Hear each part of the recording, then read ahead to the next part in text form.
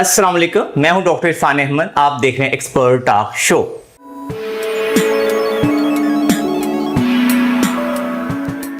जिंदगी की सबसे बड़ी नेमत सेहत है।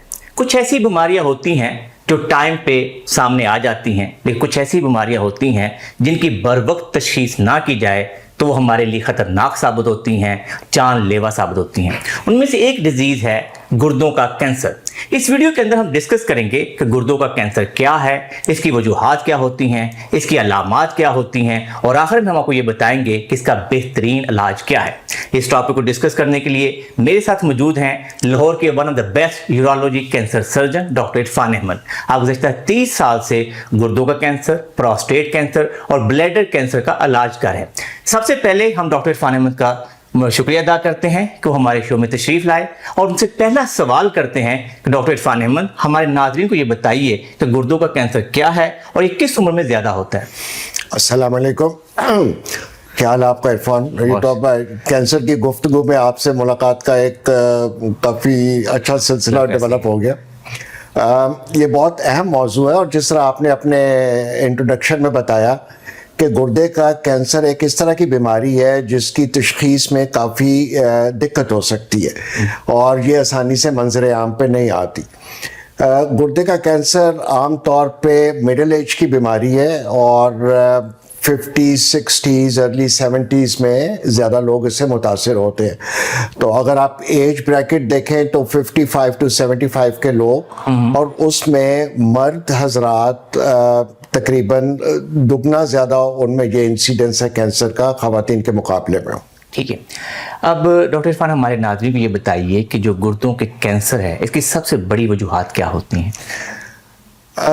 अमूमी तौर पे कैंसर की वजूहात का एग्जैक्ट तयन करना मुश्किल होता है, लेकिन गुर्दे की कैंसर में कुछ चीज़ें जो अमल दखल रखती हैं उसमें एक तो स्मोकिंग है, अच्छा, हाई ब्लड प्रेशर है, ठीक है, ओबेसिटी है और ख़ास तौर पे ट्रंकल ओबेसिटी। अच्छा। आपने देखा ना कुछ लोग जनरली इतने मोटे नहीं होते लेकिन उनका पेट का मोटापा बहुत ज़्यादा होता है। बिल्कुल सही। और हेरिडिटरी इसमें फैक्टर भी आ जाता है। ठीक है, तो ये चंद कुछ इसकी बड़ी बड़ी वजूहात में शामिल है गुर्दे के कैंसर में। डॉक्टर इरफान हमारे नाज़रीन को ये बताइए कि जब किसी गुर्दे का कैंसर हो जाता है तो उसकी इब्तदाई अलामत क्या होती हैं।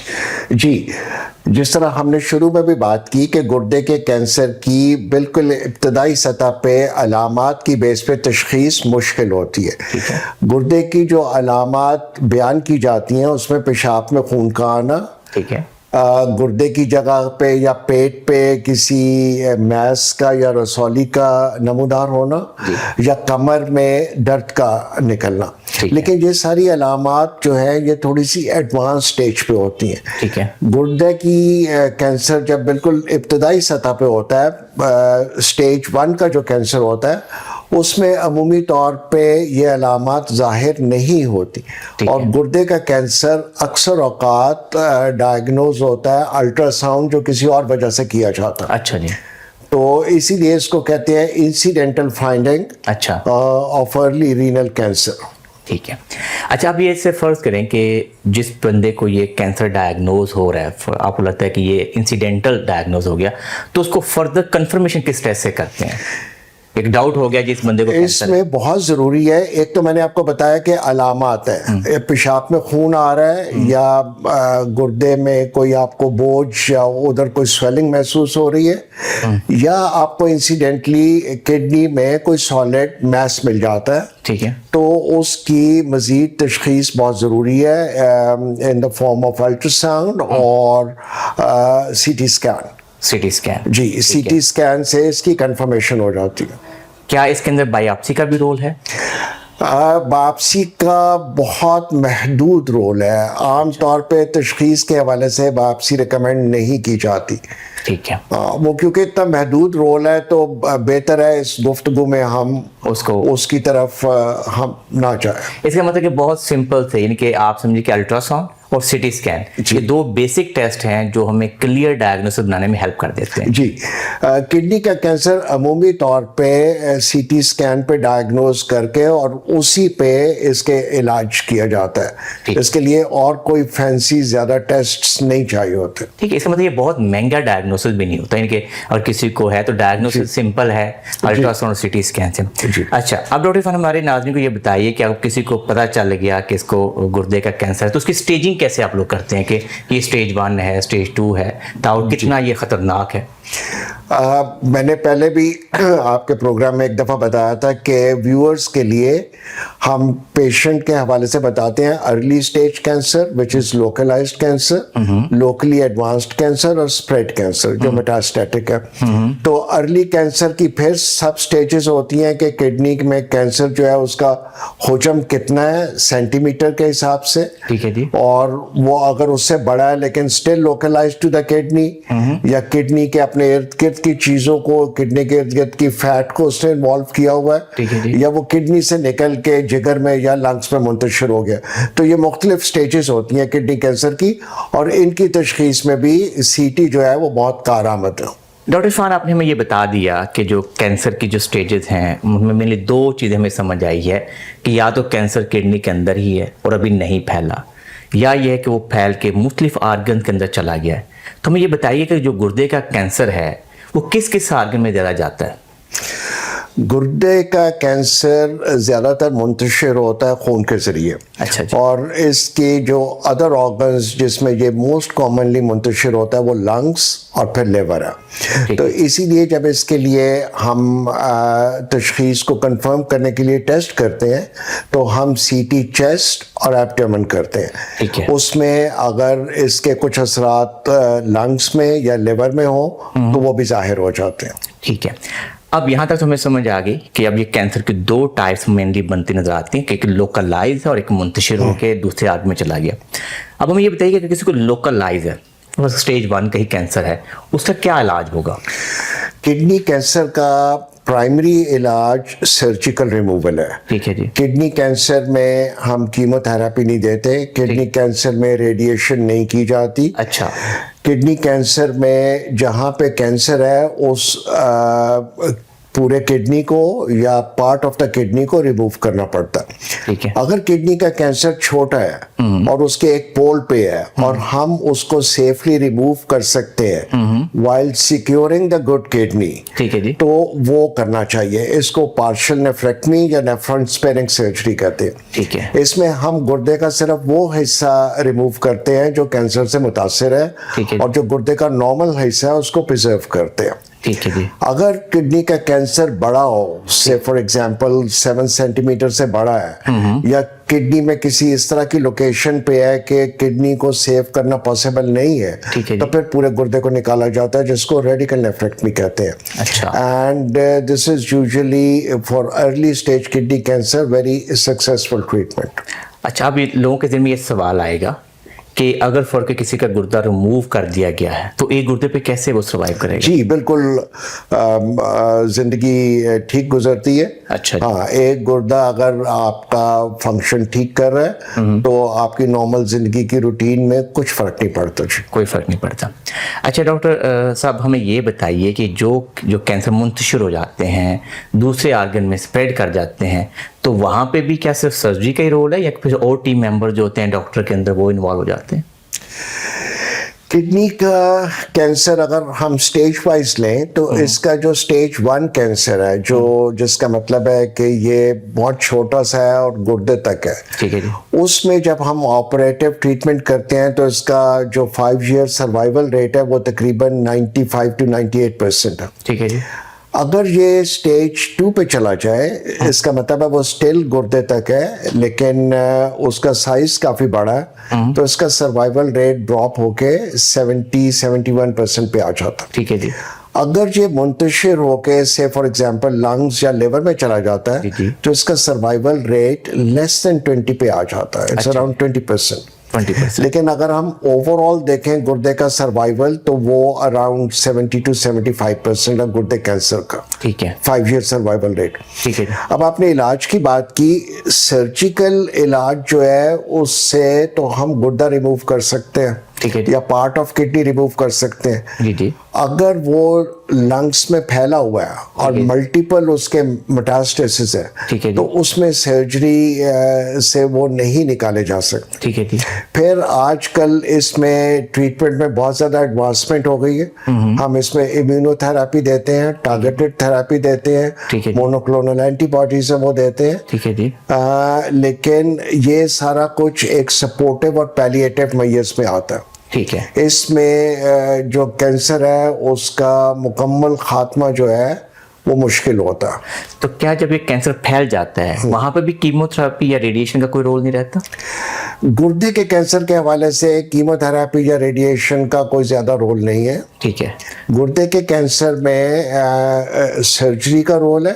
ठीक है। से फॉर एग्जांपल अगर गुर्दे का कैंसर गुर्दे से निकल के किसी सिर्फ एक जगह पे मुंतशिर हुआ है, ठीक है जी। किसी हड्डी में एक स्पॉट है या लंग में सिर्फ एक जगह मुंतशिर हुआ है, तो उसको भी सर्जरी के जरिए निकालना ज़्यादा मुनासिब है।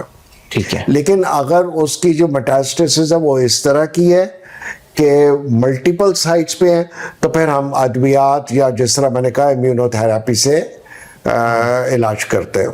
ठीक है। डॉक्टर इरफान, आपने बहुत अच्छे तरीके से हमारे नाजरीन को किडनी कैंसर के बारे में बताया, अलामात भी बता दी, और सबसे आखिर में आपने बहुत अच्छे तरीके से एक्सप्लेन कर दिया कि इलाज क्या है।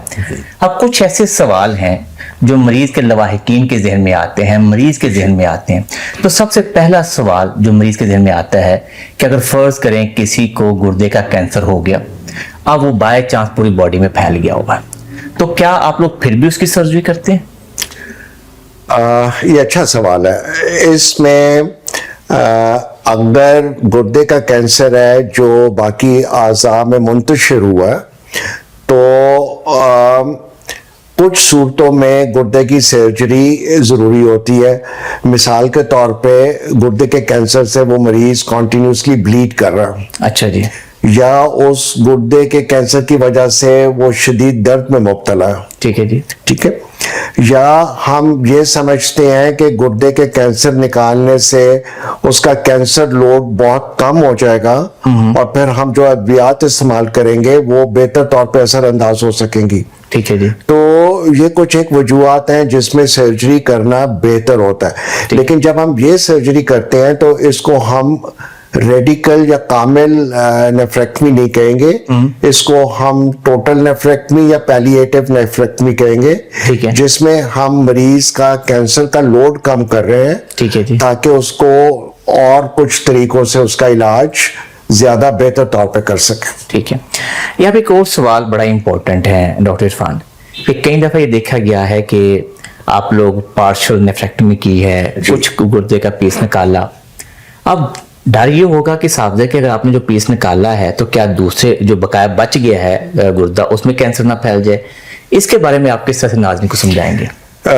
इरफान, ये भी मरीज बहुत आमतौर पे पूछते हैं कि डॉक्टर साहब मेरे गुर्दे में कैंसर है, तो आप गुर्दा उसका एक हिस्सा निकाल रहे हैं बाकी छोड़ रहे हैं, अगर उसमें गुर्दे में कैंसर हो गया, तो मेरा पहला जवाब होता है कि अगर दूसरे गुर्दे में कैंसर हो गया तो फिर क्या करेंगे या कुछ।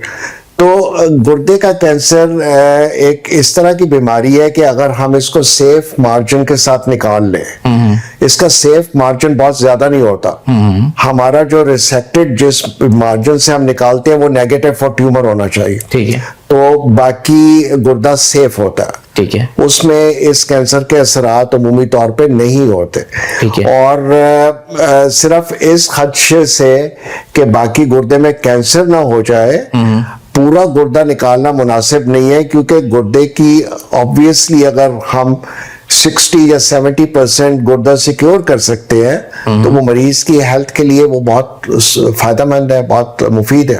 अच्छा, यहाँ पे एक और सवाल उठता है कि अगर फर्ज के किसी के गुर्दे में कैंसर हो गया तो कितनी पॉसिबिलिटी है कि लेफ्ट गुर्दे में कैंसर तो राइट में भी जा सकता है? 1%, मेटाक्रोनस ट्यूमर 1 to 2% पॉसिबिलिटी है। ठीक है, इसीलिए आप लोग समझते हैं कि भाई हमें कोई फर्क नहीं पड़ता कि हम एक गुर्दा रिमूव भी कर देते हैं, क्योंकि हमारा मेरी तो कोशिश होती है कि अगर मैं 50% किडनी भी सिक्योर कर सकता हूँ तो I should go for that. ठीक है, क्योंकि अल्लाह सुब्हानहू ताला ने 2 किडनीज बनाई हैं, तो इसका मतलब है कि अगर आपका दूसरा गुर्दा किसी भी बीमारी से मुतासिर हो जाता है, उसमें स्टोन्स आ जाते हैं, या किसी आदमी को शुगर या ब्लड प्रेशर से गुर्दे मुतासिर हो जाते हैं, ठीक है, तो अगर आपका 2 की बजाय 1.5 किडनीज है, they are definitely better than having 1 kidney. So approach ये है कि आप किडनी का जितना टिश्यू बचा सकते हैं, इसीलिए इसको नेफ्रॉन स्पेयरिंग सर्जरी कहते हैं। सही है। तो आप जितना हेल्दी गुर्दा बचा सकते हैं, ठीक है जी, उसकी आपको कोशिश करनी चाहिए। यहाँ पे मेरे दिल में एक सवाल आ रहा है कि कभी जिंदगी में आपको ऐसा एक्सपीरियंस हुआ कि किसी का एक ही गुर्दा हो और उसमें भी कैंसर हो जाए? जी बिल्कुल हुआ। एक पेशेंट था, उसका एक गुर्दा तो नहीं था, उसका एक फंक्शनल गुर्दा था। अच्छा जी।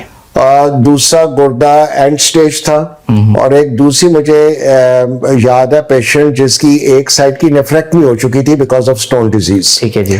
अब एक गुर्दे में कैंसर हो गया तो उसका हमने तकरीबन 40 to 50% गुर्दा निकाला, and he survived on 1/4 of the kidney. Then 1/4 कितने साल सर्वाइव किया? उसका मेरे पास लॉन्ग टर्म फॉलोअप नहीं है। I was in my previous hospital जब मैंने किया था। ठीक है। लेकिन मुझे वो बिल्कुल अच्छी तरह याद है। उसका क्रेटिनिन कोई 2.5 के करीब गया था, लेकिन डायलिसिस की जरूरत नहीं पड़ी थी। डॉक्टर साहब, यहाँ पे बहुत इंपॉर्टेंट चीज़ है, क्योंकि दफ़ा लोग इलाज भी करवा लेते हैं, सर्जरी भी करवा लेते हैं, लेकिन फॉलोअप सही नहीं होता। क्योंकि मेरा ज़ाती ख्याल है कि कैंसर के पेशेंट्स के अंदर जितना इलाज को समझना, टाइम पे करवाना ज़रूरी है, उतना फॉलोअप भी ज़रूरी है। तो आप इस बारे में लोगों को क्या मशवरा देंगे?